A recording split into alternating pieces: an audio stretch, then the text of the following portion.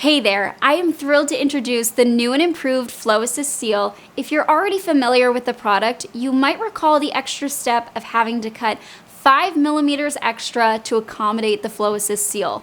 Well, no more. With this new version, fitting is a breeze and you get the same results. Let's dive right into it. Step number 1, wash your hands and ensure the skin around your stoma is clean and dry. Remove the seal from its packaging, but before you remove the clear liners, warm the seal in your hands for about 30 seconds. Step number 2, position the FLOWASSIST spout so it's below the stoma or rotate it so it aligns with the opening of the stoma. Say your stoma opening is at 7 on a clock, you can rotate the FLOWASSIST to match that. The easiest way to accomplish this is by holding the FLOWASSIST spout. Step number 3, as you apply the seal, make sure the ends overlap. This allows for the closest fit to your stoma.